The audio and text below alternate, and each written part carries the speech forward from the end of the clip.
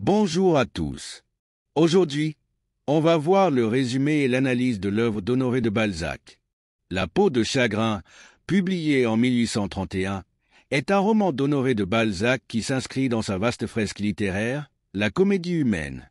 Ce roman mêle réalisme, fantastique et philosophie, explorant les thèmes du désir, de la fatalité et de la lutte entre la volonté humaine et les forces mystérieuses de la vie. Résumé.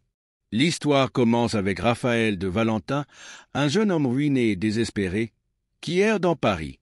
Il envisage de se suicider lorsqu'il entre par hasard dans une boutique étrange, tenue par un vieil antiquaire. Là, il découvre une peau de chagrin, un talisman magique qui exauce tous les souhaits de son propriétaire, mais dont l'usage réduit la durée de sa vie. Raphaël accepte le pacte et commence à utiliser la peau pour réaliser ses désirs. Grâce à elle, il accède à la richesse, à la reconnaissance et à l'amour, notamment en conquérant la belle Fédora, puis en retrouvant Pauline, une femme douce qu'il aime sincèrement. Cependant, à chaque souhait exaucé, la peau rétrécit, symbolisant la diminution de son espérance de vie. Malgré ses tentatives pour renoncer à ses désirs et préserver sa vie, il ne peut échapper à la malédiction. Le roman se termine tragiquement avec la mort de Raphaël, sa vie consumée par ses ambitions et ses plaisirs. Analyse de la peau de chagrin. Un thème principal.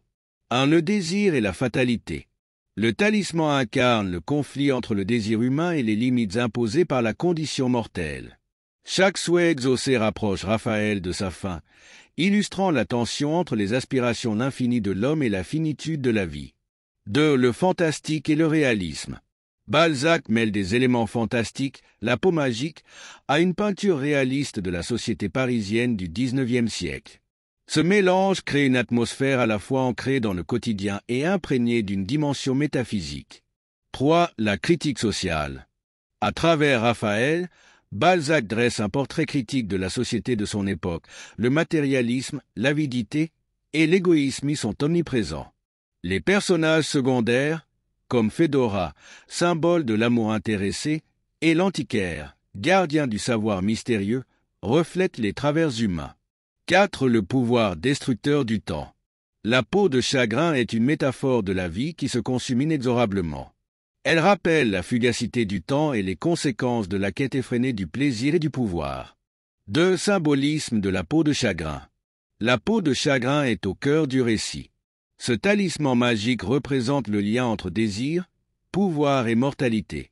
Plus Raphaël cherche à satisfaire ses envies, plus sa vie s'amenuise. Cela illustre une leçon morale, les désirs excessifs et l'abus des forces vitales entraînent la destruction.